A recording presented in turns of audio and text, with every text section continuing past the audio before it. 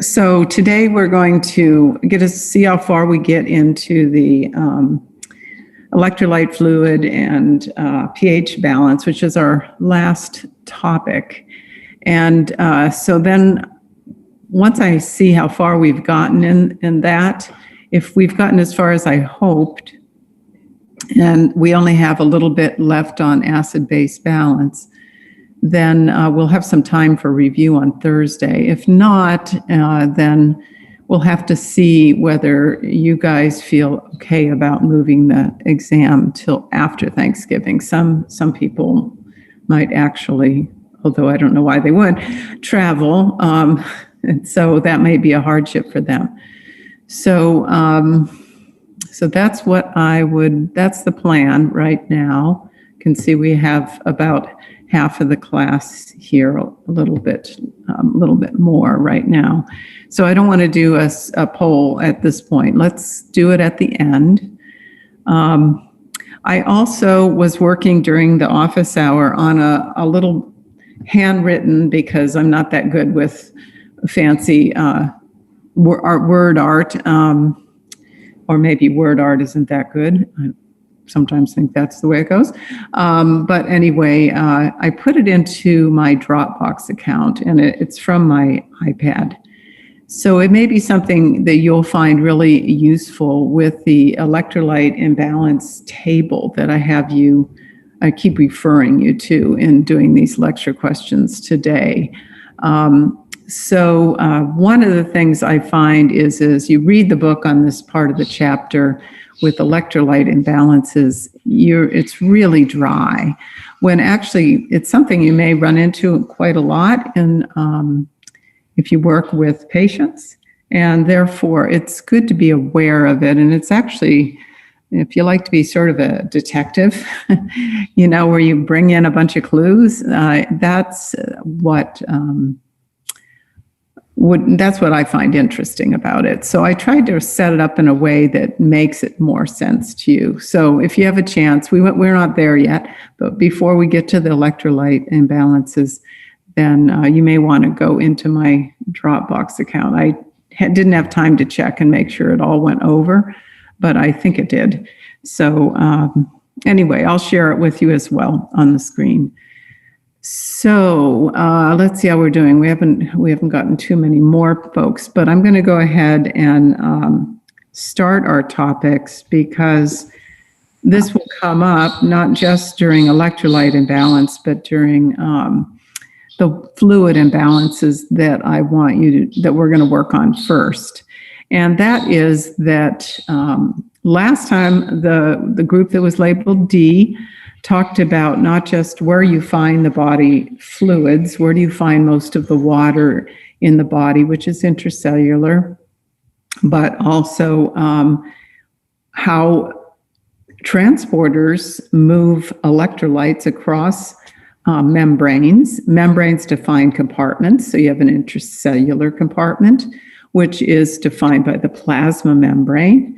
And then you have extracellular compartments, which are typically, in most cases, there's free movement of fluid between the different parts of the extracellular compartments. So with an exception of where there are many, many tight junctions, like where there is the blood-brain barrier or the blood-ovarian, blood-testes barrier, then you sometimes have limited paracellular movement. But usually most of these cells have aquaporins, so water easily moves. So as we talk about the extracellular fluid compartments, you can kind of roughly say there's free movement of water between those. Now, water is only following the electrolytes because it can only move according to osmosis. And osmosis is really the concentration gradient of water inside versus outside across a membrane. Now, because water moves only passively, either paracellularly by things like bulk flow, or transcellularly through aquaporins, then you first must move salts. And therefore, salt and water in balance are all intertwined. And as we go forward, we're going to look at this again.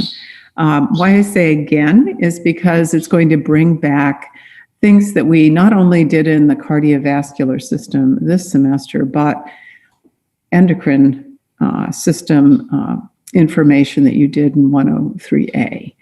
So with that, let's talk about the units that we're going to be using when we talk about electrolyte concentrations, because those units have something to do with how influential that particular electrolyte, or for that matter, any solute, is on the movement of water. And so I'm going to do this question. This is question 4 in your lecture set, question 12, which was in group D. But I just want to go through this answer, and then we'll break into our groups again and work on the new lecture set questions. So let me share my screen. I don't know what it's like at your house, but it's blowing pretty good here. So I'm hoping that we won't have a power outage during this, but it could happen, given I'm in the mountains and trees tend to come down when we're in the mountains. So, all right. So the units we're going to be using are milliequivalents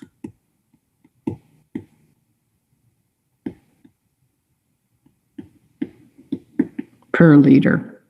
Now, there is a formula for this, and the formula is not something I'll ever expect you to plug something into, but you should know the relationship. So what you'll see is that charge strongly affects the movement of water because water is a polar substance. So it's not just the bean counter that is the concentration of the substance, but it also, so this is, I'm just going to say, you know the formula from the notes from the PowerPoint slides, but it's going to be proportional to, yes, the concentration of that solute, right?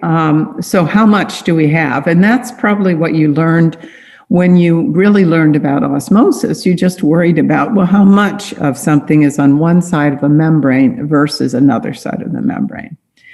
Now, if that substance is a fairly large molecule, it's going to just move more slowly. So when it moves more slowly, that means water is not going to be able to follow it as readily. So what we have to do is have this inversely, so it's 1 over proportional to the size of the solute. So you will see in the formula that you are going to divide the concentration by the output, i.e. molecular weight. So if something is larger, has a larger molecular weight, it is going to move more slowly, if it can move at all, right, across the membrane. Some things are going to be so big, they're never going to move, then they're irrelevant. But what are we talking about with larger things? Well, larger things would be things like glucose, which has, many, how many atoms are in it, versus something small like an ion, like sodium or potassium. So the larger the thing is, the less influential it's going to be on the movement of water. It's not to say it won't influence it, it's just less influential. So in the formula, you have to divide the concentration by the molecular weight, and larger things are less influential.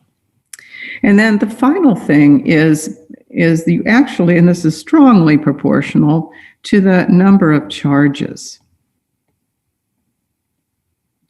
And this again goes back to the idea that water is a highly polar substance, has both positive and negative partial charges on it. So both anions and cations can influence the movement of water. So there's some slides that just compare sodium to calcium. And even though calcium has two charges, because we're actually going to multiply this, right, in our formula. We're not going to just have it as a directly proportional. So because you're multiplying it, this could be a strong influence. But because calcium is so low in concentration, it doesn't influence the movement of water across membranes as much as sodium does. So sodium is the strongest influence on movement of water between intracellular and extracellular compartments. And that's really where we're mostly looking at it, between intracellular and extracellular compartments, because of the generally free movement of water between one part of an extracellular compartment and another. So, for example, between the interstitial fluid and the blood. So in a way, we can kind of treat them as one big pond, one big compartment, and the intercellular compartment as the other one. So this question asks you to explain why ions are more influential than uncharged molecules in driving osmosis. And that's really the answer, is because you're multiplying it. However, concentration for sodium is really the thing that makes it have water follow it most commonly between intracellular and extracellular compartments. Now, it's clearly charged as well, but it doesn't have as many charges as something like a phosphate or a calcium, which has more charges. Okay, so with that aside, we're going to shift gears here, which is partly why I did this question, not because it was particularly hard or anything. But we're going to shift gears and just look at water balance. Now, water balance, fluid balance, is something that you need to regulate, but you can't do it very easily directly. What you have to do is regulate salt balance. So we're talking about blood osmolarity. How much, what is the osmolarity of blood? And if that becomes too high or too low, and you know the range for that. So remember, it's, the osmolarity is that 285 to 300 milliosmol. If it becomes too high in the extracellular fluids, it's going to tend to draw water out of cells. So because most cells have aquaporins, or there's paracellular movement of water, if it's too high, then the intracellular fluids will move into the extracellular fluids. And if it's too low, the opposite will occur. The extracellular fluids will move into the intracellular fluids. And this can disrupt cell function. So we need to regulate that. There's negative feedback loops for this. And the first group is going to talk about the negative feedback loop that really looks at osmolarity as its stimulus. So from there, we're going to be looking at the interaction between the negative feedback loop that looks at osmolarity and the negative feedback loop that looks at volume, particularly blood volume and blood pressure. Because, of course, if you change extracellular fluid, this is going to influence blood volume and blood pressure. So this goes back to the cardiovascular topic, and I'm pushing you a little bit on this negative feedback loops coverage in the book, because they don't really discuss this interaction very well. They have a couple figures that include it, but they don't, it's almost like they just discuss one and they discuss the other, but they don't kind of discuss how they work together. So I want to make sure we get that, because this is the last part of essay 4, I believe, yes. And you may notice over the weekend, I did put the comments for the earlier essays up. So today I'll put the comments for probably essay 4 and 5, and we'll see how far we get into the PH one. All right. Whoops, maybe I'll leave that there in case anybody wants it. Let's break into our groups. I guess doesn't matter if I leave it there because I'm going to stop sharing. And we have, most of the class here, 2/3 or something of the class here. So if people show up late again, I'll pop them into your groups. Are there any questions or issues before we go off? Just put it into chat or speak up. Okay, I'm going to start making these breakout rooms then. We'll make 5 of them, assign them manually, create, and I'll rename them again. Okay, and you're doing, I noticed a few people popping in and out of the class, so hopefully we have the spokespeople still here. So who is going to be the spokesperson for Group A? Professor, it's Alexis. I'm going to be doing number 5. Okay. So for number 5, it states give a range of blood osmolarity that could trigger the negative feedback loop that controls blood osmolarity. And we said that a 1 to 2% increase in blood osmolarity could trigger the negative feedback loop. And it takes approximately 30 minutes for water to be absorbed in the GI tract, sorry. So this is why it's slow to return fluid to a normal osmolarity. Okay, great. I'm going to share my screen again, hopefully. Because we don't have that figure in front of us, I made kind of a figure, but this is like, come on. Wants to find my Roku. This is like the figure in the book, but what I did, the figure I'm talking about is 26.5, is I kind of pulled it apart. They tried to kind of put things together, which is fine because we do ultimately want to do that. But right now, what Alexis was just focusing on is if you only have a very slight increase in your blood osmolarity. So you want to think about this almost like scenarios where somebody, they went out and they were exercising or something. In fact, they show this lady looking like she's in some sort of exercise clothes. And she gets a little thirsty. And that's kind of what Alexis was focusing on, a very slight increase in blood osmolarity because she sweated out a little more water than salt came out of her body. So her blood pressure is still normal. That's the whole point. In this case, you haven't lost enough fluid that you've actually changed your mean arterial pressure. So the main senses in this case are going to be in your 2 places, really, although that's not very clear in the book. One is your salivary glands stop making quite as much saliva. So in order to get water to move through the salivary glands to ultimately make saliva, it has to go through a cell. And when the osmolarity is a little high on the outside, that slows down, so you make less saliva. So that's not truly a sensor because it's not sending its information anywhere, but it is an outcome of this. You get this dry mouth. Well, the dry mouth, as well as Alexis brought up, these osmoreceptors in the hypothalamus, which are very sensitive to blood or extracellular fluid osmolarity, when they see this increase, and this is reinforced by this sensation of dry mouth coming back to your brain and ultimately to your hypothalamus, it is going to cause you to have a sensation, I need something to drink, and you're going to want to drink something.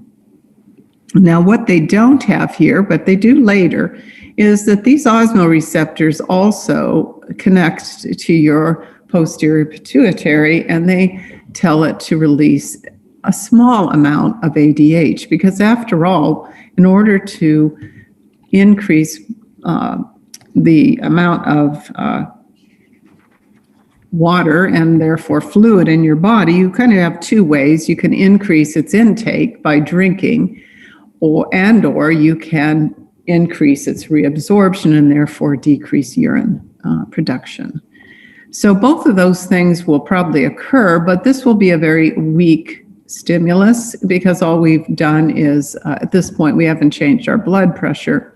And the primary stimulus for this, as you'll see, when we have a low blood volume, will be a cooperation between these osmoreceptors and baroreceptors so that they will strongly stimulate ADH release.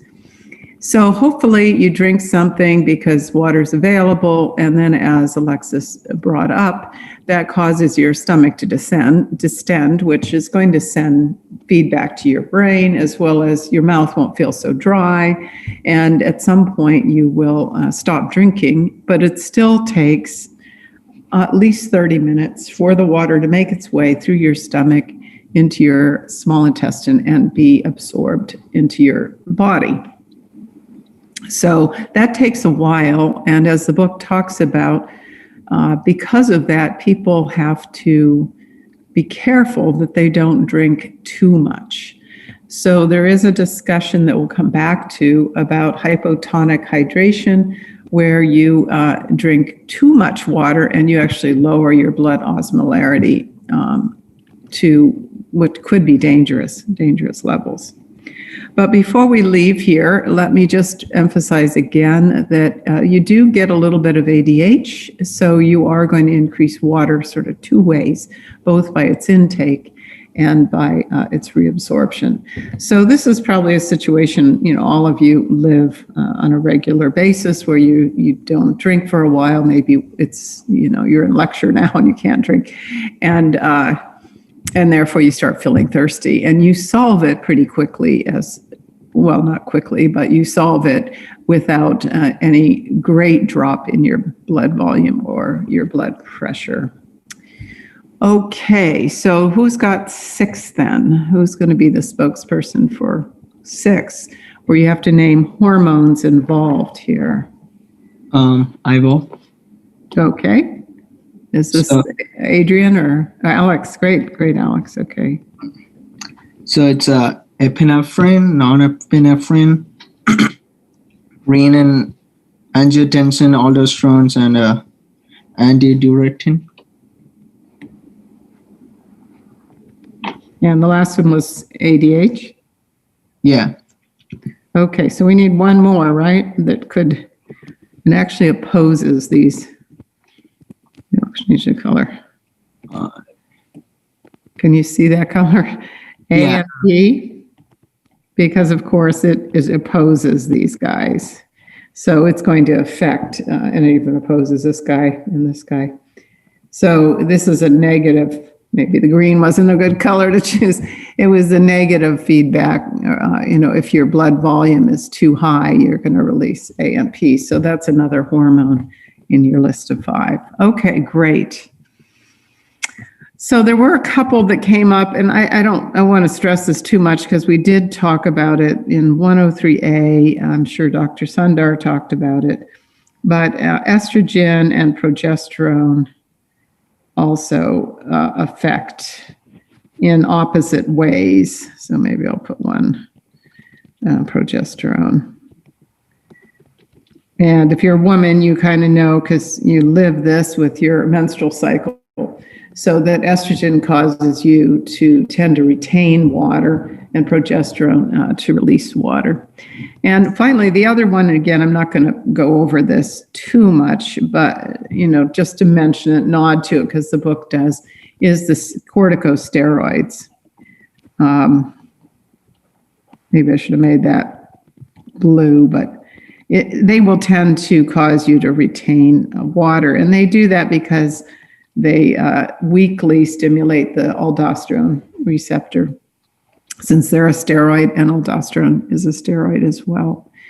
And that's especially if aldosterone is also present, then you get a synergistic effect between the corticosteroids and the aldosterone.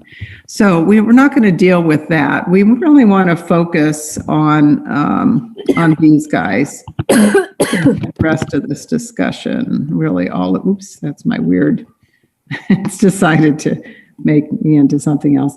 To the first five that Alex brought up.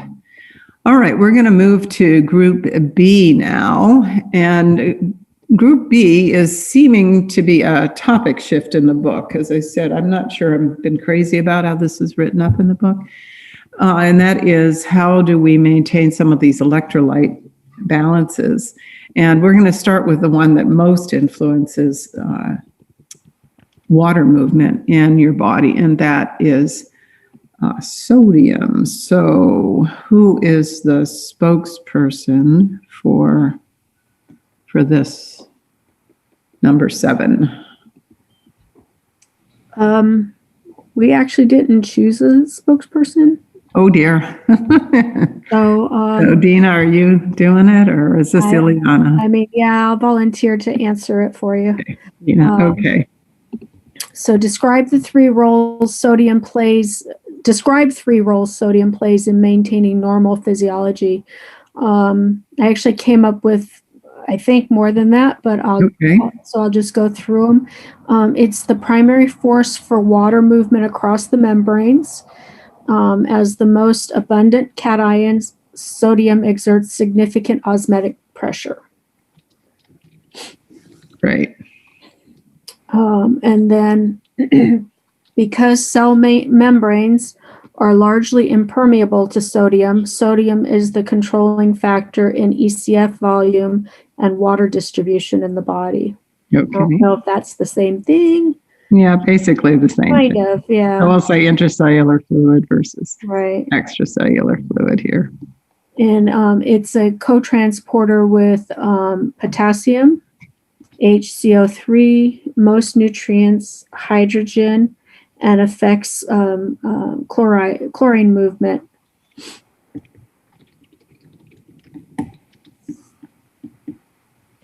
And probably the thing that we've spent the most time on in this class over the last 2 semesters is it alters membrane potential and excitability.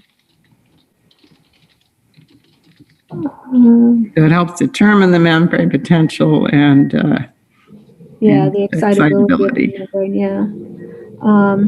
And then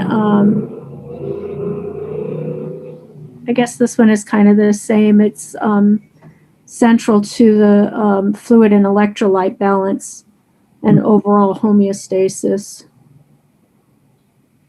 Okay, great. That's perfect. Now, why I did have you do this is because when we get to looking at some of these imbalances, they may make more sense when you relate them, when you come back and think about the roles they play.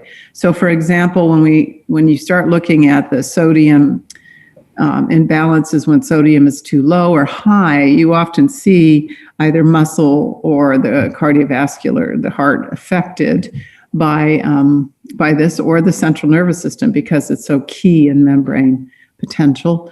And you can see that it affects other electrolytes. So, for example, I included chloride in this because chloride always follows sodium across membranes to make an electrical balance. And water movement, clearly, we already started this because osmolarity is largely based on sodium, because, as she said, it's the main cation in the extracellular fluids. So imbalances of sodium will cause osmolarity changes that we just talked about with fluid. All right, how about number 8, the negative feedback receptors for, relate the types of negative feedback receptors to the roles it plays. Did you? I just have relate the types of receptors, and the only thing I could find was that specific receptors for sodium regulation have yet to be found, but total body sodium levels are indirectly regulated by baroreceptors because sodium content affects fluid volume, which determines blood pressure. ECF sodium concentration is monitored by hypothalamic osmoreceptors. And then I didn't know what else to add to that, so I just kind of talked about some of the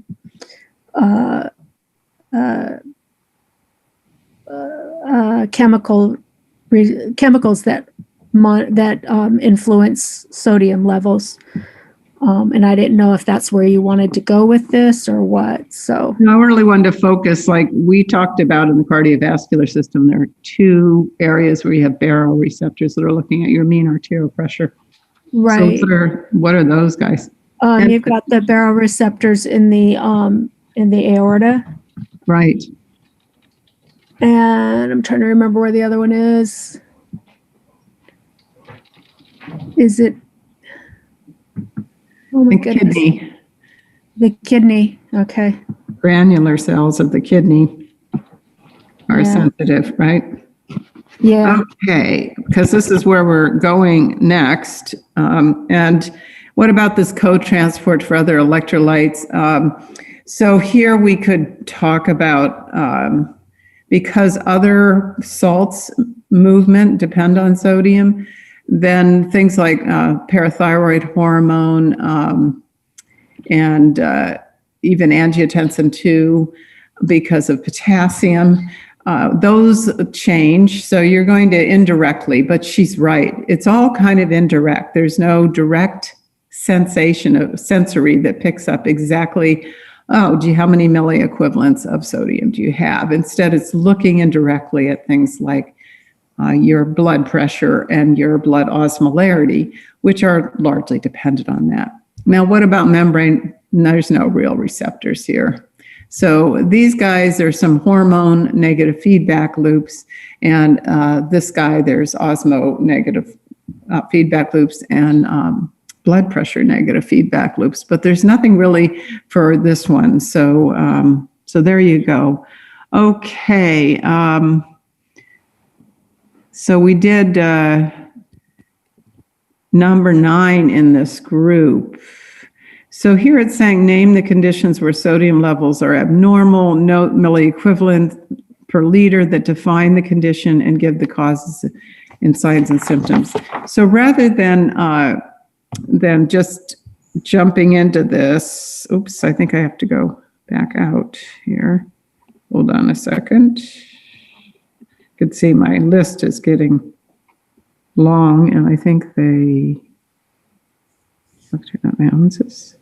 this is what I put up in my Dropbox account. Hopefully you'll find it. And what I did is I took that table. Let me move this breakout. Well, maybe I can't hide it. I can only close it.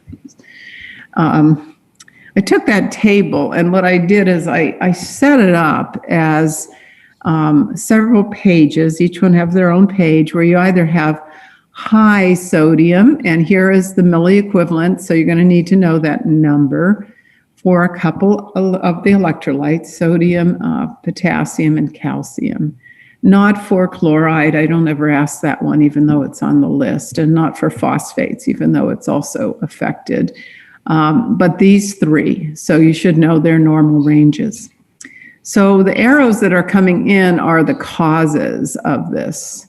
So this one you could probably relate to from the cardiovascular system. If you're dehydrated, the lady who's sweating excessively, or maybe you have the flu and you've been vomiting a lot of your body fluids, which electrolytes leave too in both of those cases, but you're doing it through the excessively so that you lose way too much sodium, or you lose too much water, and you leave behind high levels of sodium, and your osmolarity is greater than it should be. So what is another cause? Well, the crazy nurse cause, right? This is what I call it anyways. There are a few of them that just say, what happens if you give somebody an IV that shouldn't get that IV? Which actually, I have a friend who's a doctor who actually had this happen where a nurse started to do it. They didn't do it, but they were giving the wrong patient the wrong IV. And so, so this is something that could happen where you are given an IV you're not supposed to get, and therefore you get excessive sodium chloride. Now, we were not going to deal with the chloride, as I mentioned, just the sodium. So here you are. Now, relating that back to the symptoms we just talked about, One is that's going to raise your osmolarity and you're going to start your thirst response. But when it is high enough and persists high enough and you can't address it for some reason by bringing your osmolarity back down, then you start to see its effect on excitable membranes. So mentally, or maybe I later called this CSF, central nervous system, I guess, you start to see the person showing confusion. Lethargy means, they're not wanting to do anything. They have no energy. And their muscles might be twitching or have greater excitability than you would expect. So instead of using the table, I just kind of did it as here are causes on the bottom. Here are some of the outcomes or the signs or the symptoms of having that condition. So I believe the next one is what happens when it's too low. So there's lots of reasons it could be too low down here, and I kind of group them. It's just like a list in the book, trying to group them a bit. So here is one that I talk about in the lecture, hypotonic hydration. This is when you drink too much water because you don't have a good sense of how much water you need. Now, who is susceptible to this are often athletes, and especially athletes that are, say, doing long distance running, something like that, or bicycling. You need to learn how much water you need to take in because, the temptation is to more is better and you drink too much and you can end up with this hypotonic hydration, which lowers your sodium levels below 135 milliequivalent per liter. So notice 135 to 145 is the normal range. Another way is that you could pee too much out. So these two are kind of ways in which you lose a lot of body fluid. You have too much water in there because you've lost too much salt or you've taken in too much water. And often that means you'll see a change in your blood volume as well. So you'll tend to see that you have shock signs and symptoms. So I was trying to relate that. Diuretic is also kind of related in a way to your GI tract because you could lose a lot of salt by vomiting and diarrhea. Now, one of the themes I mentioned in the lecture is that often low levels of lots of electrolytes arise from vomiting and diarrhea because you're just losing not just fluid, but you're losing the electrolytes in them. Another way of losing fluids, sorry, this went to sleep, is you could have burns, which would cause you to lose fluid because, of course, your skin prevents that loss of fluids and electrolytes. Now, the last one way over here is something from 103A, and that's Addison's disease.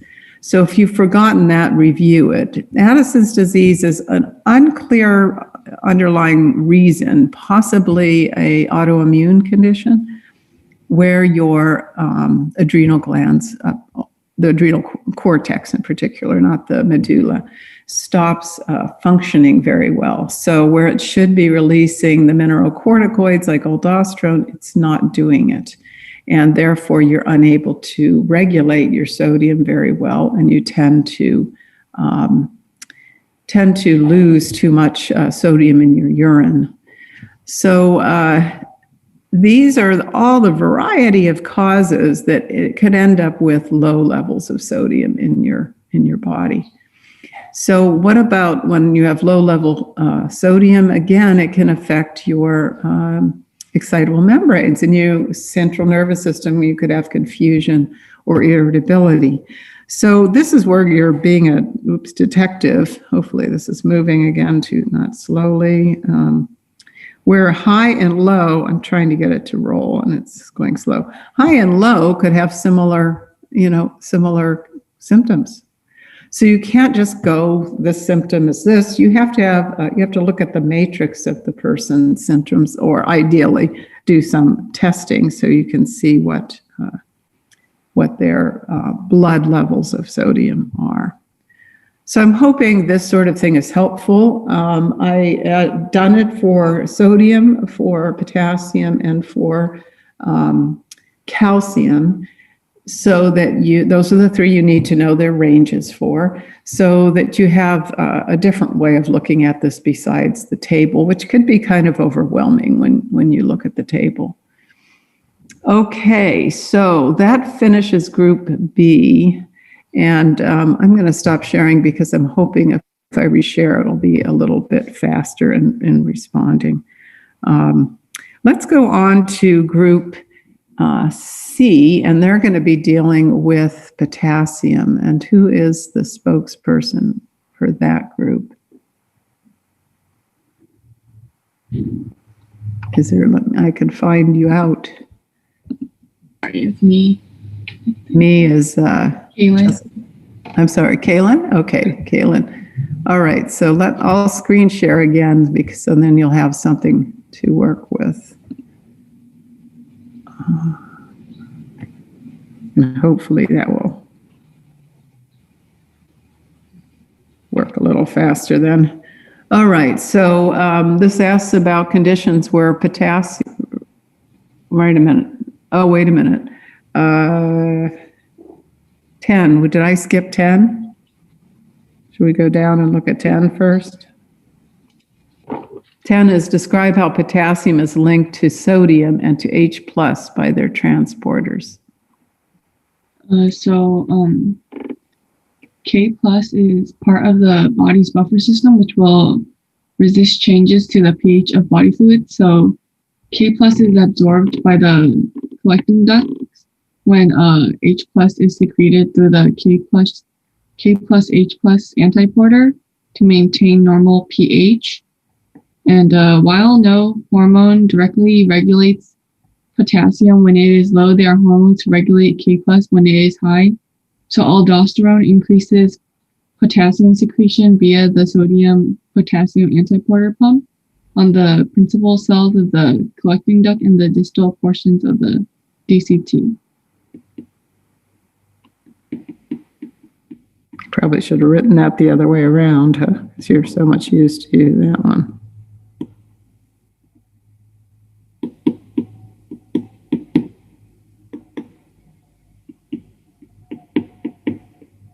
Okay, so this one is the aldosterone one.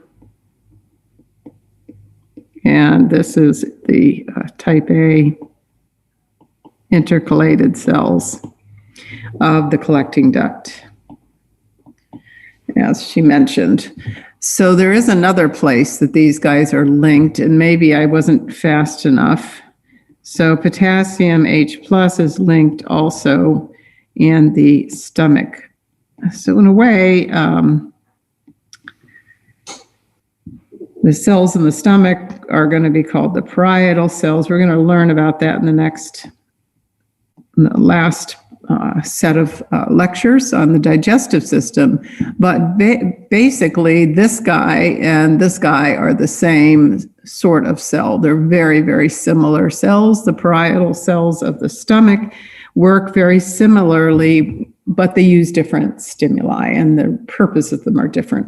Because this is going to lead to the low pH in the stomach to help you digest and to kill pathogens. You're going to secrete H+ into the stomach for that reason. When you do, you're going to tend to bring potassium into the body. So this goes, maybe I'll change, this goes out, and this goes into intracellular fluids. And here we're going to have this guy go out and this go into intracellular fluids.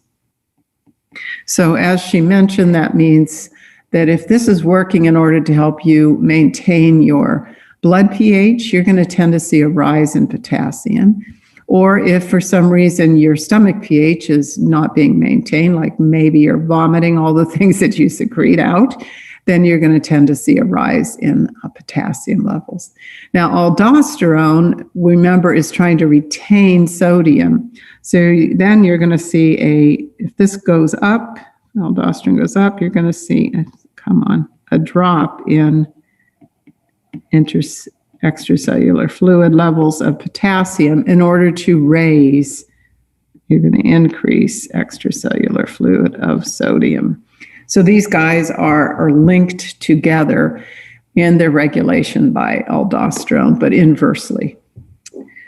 All right, so great. So now we'll go on to 11. Are you doing that still, Kaylin, or is someone else working on 11?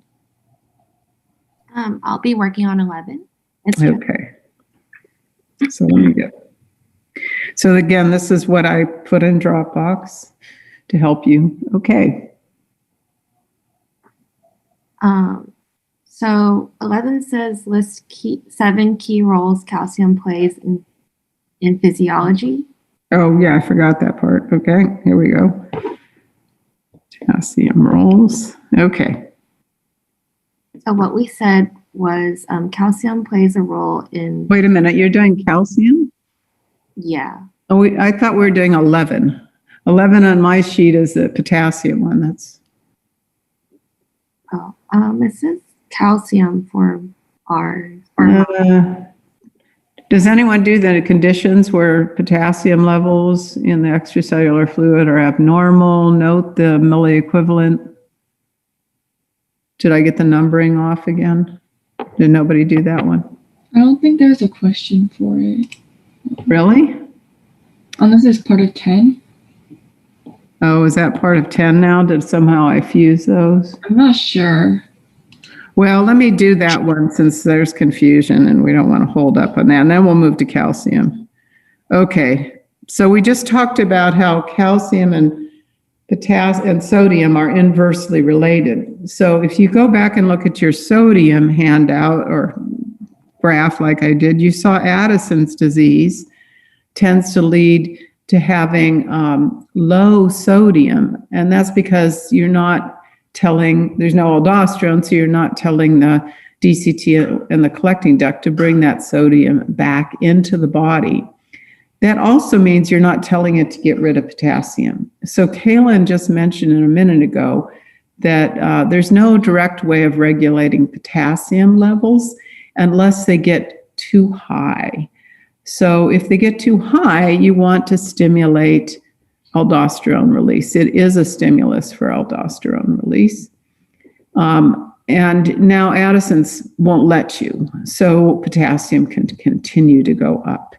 So remember, this is low functioning of your adrenal cortex, and therefore potassium levels could rise if you have Addison's disease. So one of the other ones that you'll see kind of chronically is renal failure.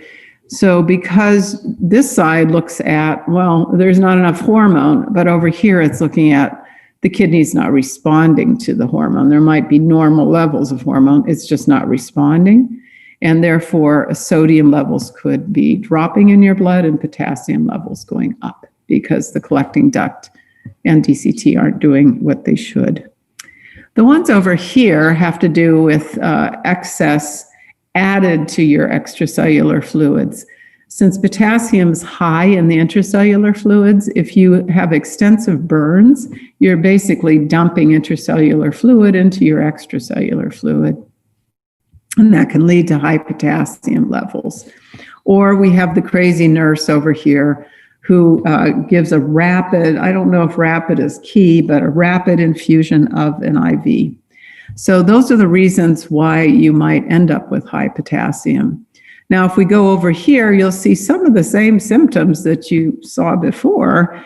So once again, the symptoms can't necessarily lead you to, most of them up here can't necessarily lead you to a diagnosis. You've got to look at their electrolyte balance. It's only suggestive of that.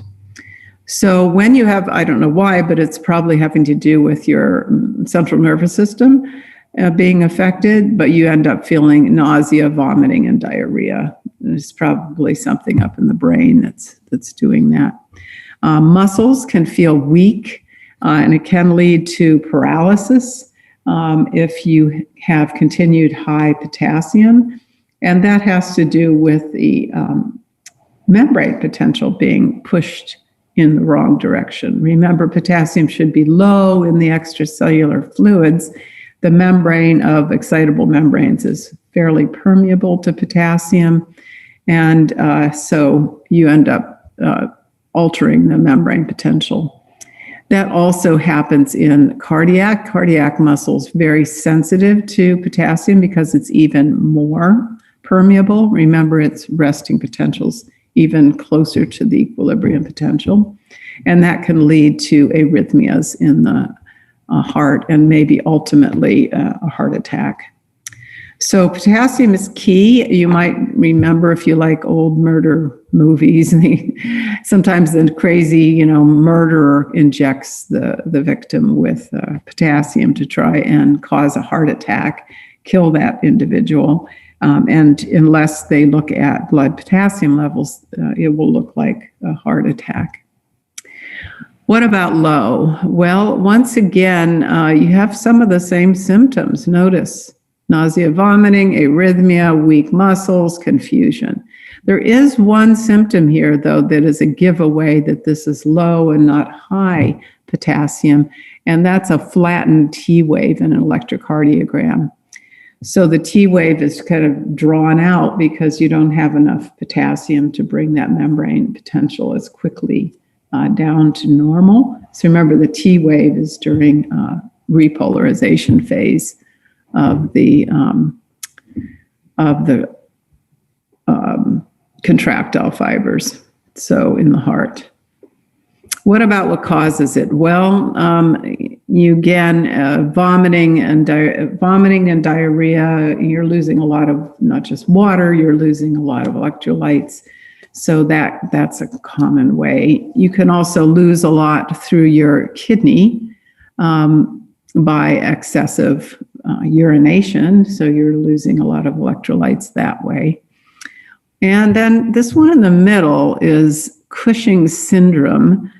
This, if you go back to 103A, is kind of the opposite of aldosterone. So it's going to give you an opposite direction on your potassium levels. So we don't understand, again, what causes Cushing's, although it's correlated with there are some underlying causes you can look at that's a correlation. So when they say something is a syndrome, it means a constellation of symptoms. Well, those constellation of symptoms arise apparently from excess ACTH in humans, or different things in animals, where your adrenal cortex is now releasing excess amounts of things like aldosterone. And that excess aldosterone will cause you to not only increase your sodium, but decrease your potassium. This last one way over here goes back to what Kaylin said. We don't really regulate potassium when it's low. We have no way of like inducing through a hormone greater amounts of potassium. And part of that is because it's so easy to get in your diet. So if you have low potassium because you don't have enough potassium intake, it's probably because you don't have enough food intake and you're starving. So we do regulate high potassium. High potassium is regulated by aldosterone. So I'll put on here if it'll let me write. Why is it not? Oh, because I'm not on that one. High potassium will stimulate aldosterone. And we're going to be doing that this week in the lab. You're going to be looking at electrolyte and pH imbalances. So that will increase. That's a way we regulate it when you want to increase your sodium, but also decrease your potassium. Okay, let's see how we're doing. All right, we'll probably get through the electrolytes today. This is calcium rolls. So I interrupted you because we were looking at we skipped over something, I guess. So now what is the answer of the 7 roles of calcium playing in physiology? So the 7 roles are in bone density, neurotransmission, What did you say for the first one? I had to turn my sound up. bone density, Bone density, okay.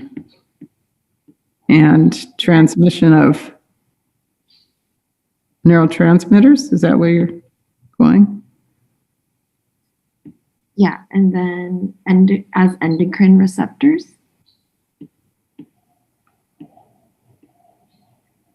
And that's the second messenger, right? Systems, okay. And then they also play roles in muscle contraction, heart rate, secretion by cells, and blood clotting.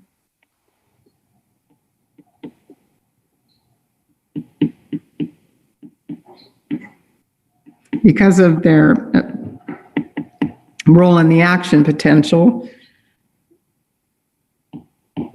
they're going to affect the heart. And then you said Secretion by cells. secretion by any cell, okay.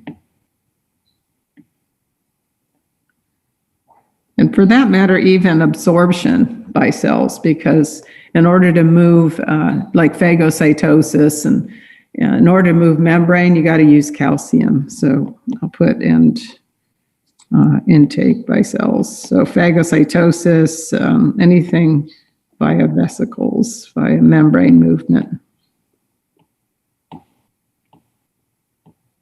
You've got to use calcium. And then the last one you said was? Blood clotting.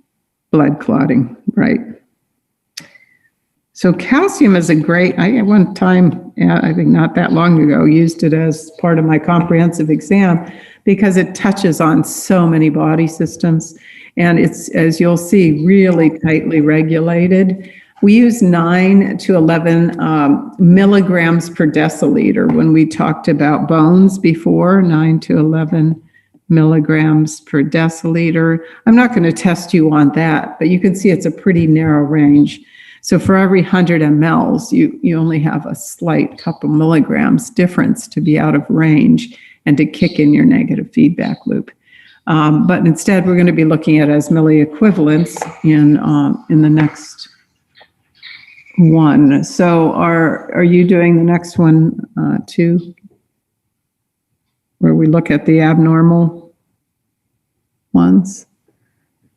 I think in mine, it's question 13. I don't know what number it is on yours. It says, name the condition where calcium levels in the extracellular fluids are abnormal. Note the milliequivalents and give causes and signs and symptoms. Is anyone doing that one?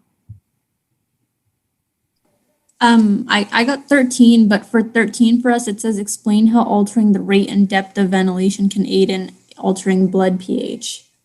I'm really mystified why the numbering is so off. Okay. All right. Well, so I'm sorry about that. I don't know what happened with the posted ones. Maybe I rolled over ones from an earlier semester or something. Well, let's just quickly look at this one, and then we can go on to, if we have time, we'll start the basis of pH, which is I have as the next questions. All right, so for calcium, we have in milliequivalents, again, very narrow range. 5.2 or above would be high, and 4.5 or below. So, it's only, well, it's actually less than a milliequivalent difference, right? Very tightly. And again, relating these to what we've talked about, both in 103A and in 10 in earlier in like the heart, if you have too much parathyroid hormone, you're going to cause the DCT to absorb too much calcium. So that's a condition is called hypoparathyroidism. There could be a variety of reasons for hypoparathyroidism. That's the parathyroid gland going overdrive, kind of like Cushing's caused your adrenal gland to go in overdrive. However, some cancer cells, and I think lung cancers can commonly do this, start releasing hormones, even though they're a lung cell, they're acting abnormally, and they can release PTH. So those would be a rise in PTH causing this to happen.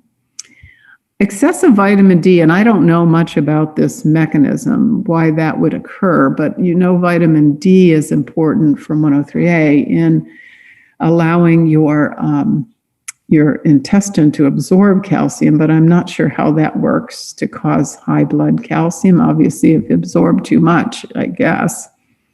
And then we go back to renal disease, where calcium is, again, this one's a little unclear to me, but calcium is certainly reabsorbed by your DCT. Now, why it would be excessive, I'm not sure. So some of these, I don't know. I also don't know this one, and I don't know what they mean by prolonged, but maybe if, you were being tortured and they tied you up for days and days so you couldn't move, that could cause it. So some of these, I'm not clear on any of the mechanism, but it is what's in there. But here we are kind of clear. You're getting too much PTH. Once again, your GI tract is probably disrupted, not directly, but indirectly by disrupting excitable cells. And other excitable cells are all influenced. You again get arrhythmia, which you see as a common if you have an electrolyte balance. It could lead to a heart attack. Muscles, which use calcium for the sliding filament theory, get a decrease in excitability, surprisingly, and you get confusion in your brain. Now, probably this would be a more low-level elevation in calcium, and it's also predisposed in some people. But kidney stones can develop as your kidney is trying to get rid of this excess calcium. It can associate into actual physically calcified pellets within your urinary tract, which I guess are really painful. And I put that in parentheses because this isn't a sudden rise that would then go with all of these as well. This was more of a low-level problem in your calcium levels. And I did the same thing over here with low levels. So what we tend to think with low levels of calcium kind of chronically, and probably again genetic predisposition to this, you end up with a softening of your bones. That's what osteomalacia is, and ultimately could lead to breaking bones. So this would be osteopenia and osteoporosis. More chronic or more acute drops in calcium again affect excitability of excitable membranes and the ability of the heart and the muscles to function properly. So why could you have some low levels of calcium? Well, once again, you could just be losing them in body fluids because you have the flu or something and you've got a lot of diarrhea. When you have diarrhea, it's going to lead to a blood pH imbalance that we're going to talk about shortly, called alkalosis, and that's because you're losing not just calcium, but you tend to be losing H+ and potassium, so you end up in an alkalosis state. Burns, again, because calcium is sequestered inside cells. Burns can lead to extracellular or excess loss of, when you damage these cells, you're going to lose fluid, and then those fluids going to be calcium. Now, when you lose calcium, it can tend to also mean you've raised the other ion that's really rich in the cation in intracellular fluid is phosphates. So when you have too much phosphate released, it can bind to calcium, and that can lower your calcium as well. And that happens with renal disease as well, when you end up having too much phosphates in your blood because you're unable to secrete it by your kidney. It can tend to keep the calcium from leaving. and therefore you end up with low calcium. And then finally, vitamin D deficiency. So I'm hoping these figures help you. Do you have to know every single cause? No. I typically do is I say, give us say I'll give a symptom like cardiac, the flattened T. That would be a specific one, but most of them I would say, tell me a few causes, tell me a few symptoms, and therefore you get to pick and choose. So unless something is really specific, like the flattened T wave, I don't tend to focus on it since, if I said, give me one that causes nausea and vomiting as a symptom, there would be a lot of answers to that. The other gross generalization you could do with this is say that if you are having vomiting and diarrhea, you're going to tend to cause there to be low electrolytes with many types of electrolytes, not just one. So if you see a repeating theme, and the other ones I've used before, the Addisons and Cushing's, because those are specific as well. So that gives you some sense of what to do with this information. You can't, and I don't expect you to memorize all of it, but look for repeating themes, or if something is very specific, like Addison's or the flattened T wave, then or PTH, what is its effect if it's high versus low? I guess they didn't put in there hypothyroidism, but that certainly is a condition. So you could even, if you wanted to think about this, there's also hypoparathyroidism. That is a condition that could cause that. Okay, so now we'll go on to whatever the number is. Did anybody, so you're starting with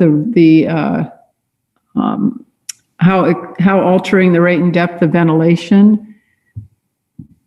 Did anybody have a question about alkalosis, acidosis, and buffers, or is that just? Yeah, I have that one. Okay, great. Okay, so for acidosis, I have that it's an excess acid in the blood. So it's basically when pH is below 7.35. And then for alkalosis, I have when there's excess base in the blood. So that's when pH will rise above 7.45. And Great. and then buffer is when, so it'll stop pH from drastically changing when acid or bases are added. So that's basically when H plus ions will bind when pH is low, or it will be released when pH is too high. And then for a weak acid, it's a good buffer because it will, because it's weak, it will want to easily add or release H plus ions. So it'll act as a buffer as it will easily get rid of free H plus ions when pH is low, and will easily release release H plus ions when pH is high. Great.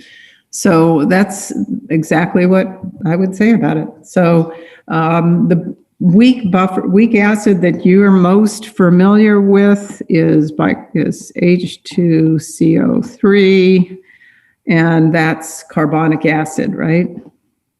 So, and that's the only weak acid that we'll probably talk about that I can think of, because of the next question, which is how altering the rate and depth of ventilation can aid in altering blood pH. So this is I think the last question in this group.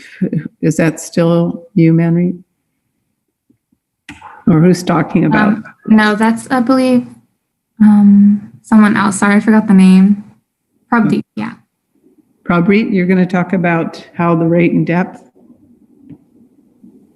Sorry. Okay, so what we got for the rate and depth of ventilation, we said that when respiratory compensation increases, this increases the rate and depth of ventilation. which also increases the exhalation of CO2 to bring pH back to a normal level, which is like around 7.35, I think. Okay. Above 7.35, sorry. So remember, you're going to be starting to write this down a lot.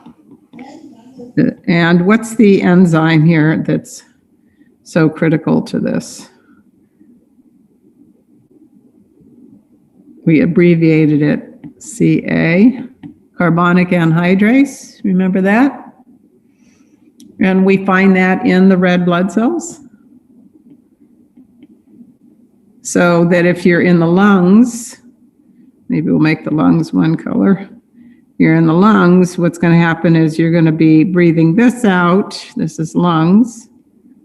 And it's going to pull everything this way, right? And that means you're going to decrease, sorry, go away. Here's what I found. Siri, go away. All right. So you're going to tend to decrease H+, and what's going to happen to the bicarbonate levels in your plasma? Decrease or increase? Anybody can shout it out. We actually were having trouble with that. So we were guessing that they would increase in the blood. When you're in the lungs? No.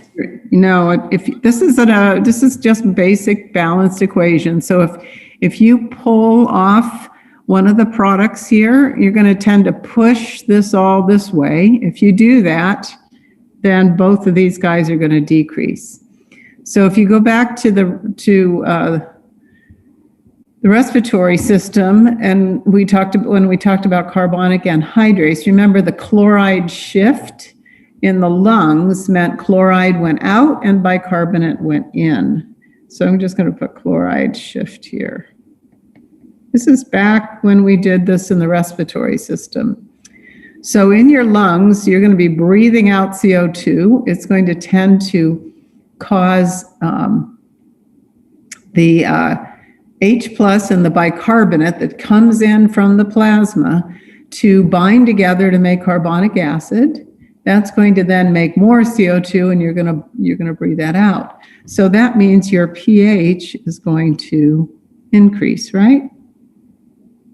If you drop your H plus concentration, your pH increases.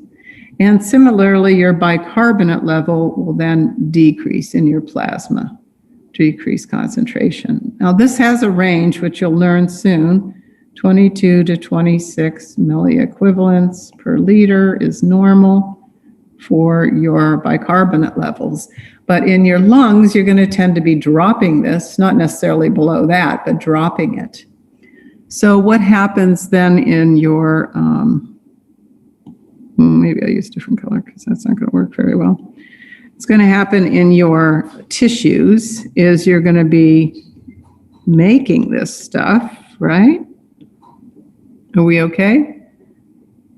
Any questions? Make sure you ask. Then you're going to be tending to push everything this way. So in the tissues, you're going to increase H+. You're going to increase HCO3. And again, this is the chloride shift, but now you're shifting chloride in, and the bicarbonate is going out into the blood. And that means your pH is going to tend to decrease. When you get to this part, you've got to write this stuff, you got to write this thing down, and probably on the test, on a little scrap of paper if you want next to it. Write that down as soon as you start, just as, a memory cue so that you can move this around. I know this is chemistry, and chemistry maybe was a while ago for some of you, but it's the basic principle of when you have a balanced equation, if you either add things, which we do here also with the tissues might be adding some of this as well from their waste products, and they're adding CO2, you're going to tend to push everything this way, which means that that you're going to generate H pluses and your pH is going to drop.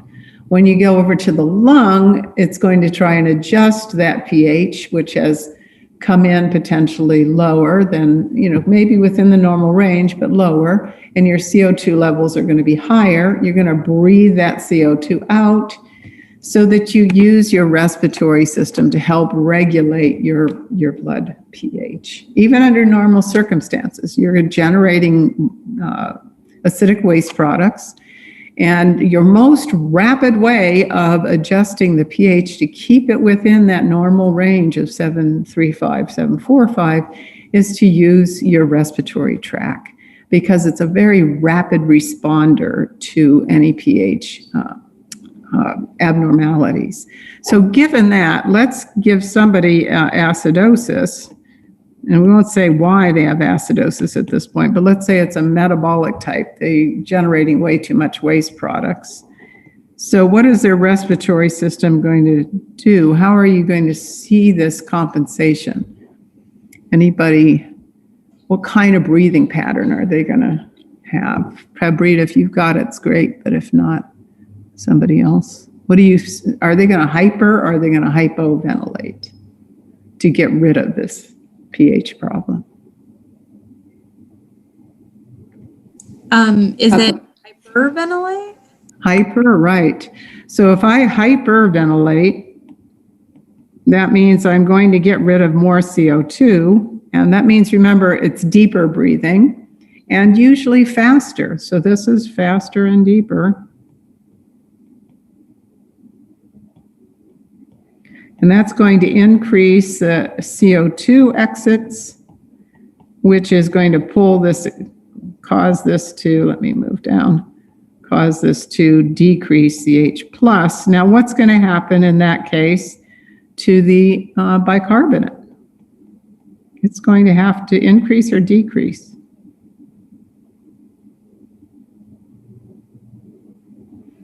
If I pull it off here, going this way, this is going to decrease, but what's also going to happen to this? Decrease. Decreases as well.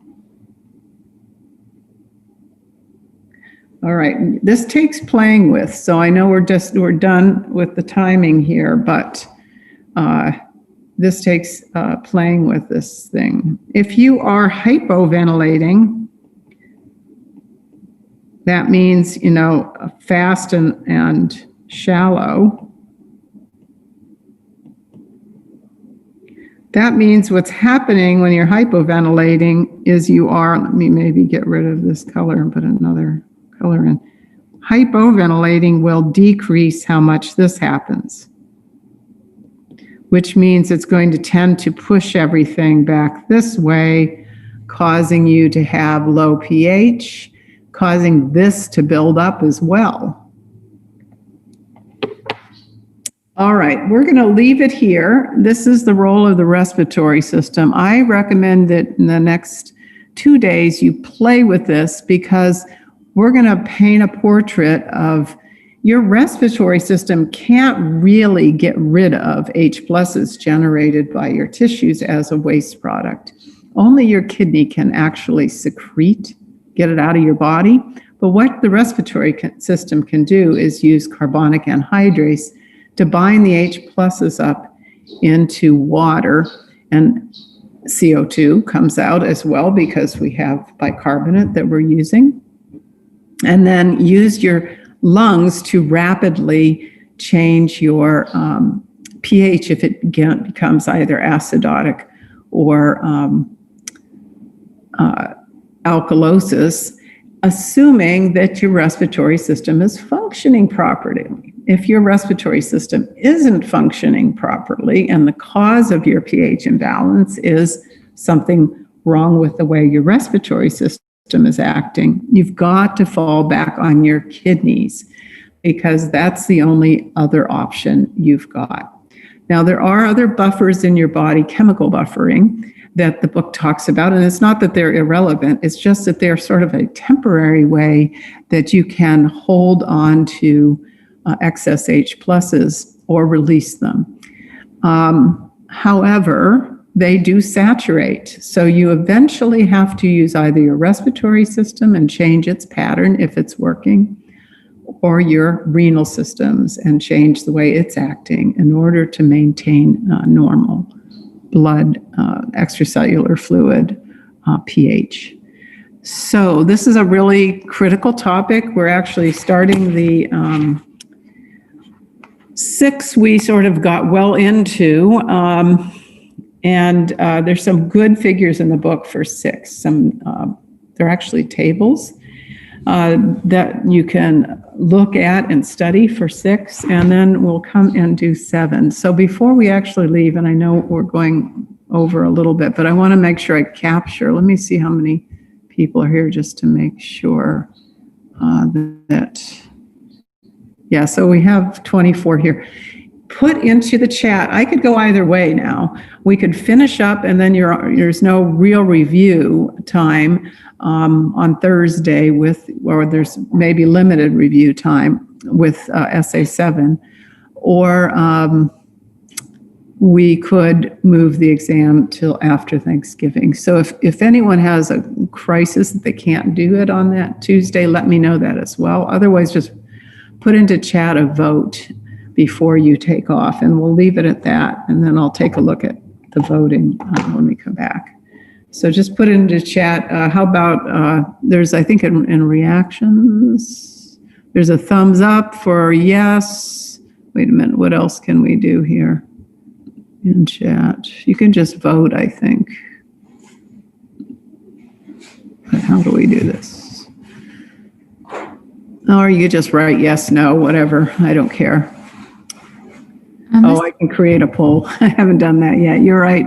Thanks, Noah. But I think here we are, polling at the end. Here it is. Add a question. So you can do it either with my poll here. Add a question. Where do I add the question? Edit. Maybe hit that. Oh, well. Just put it into chat. I'm not sure what I'm doing with this poll thing, so. If we do it after Thanksgiving, is it like the Tuesday we come back? Tuesday we come back, yeah. Okay. Mhm.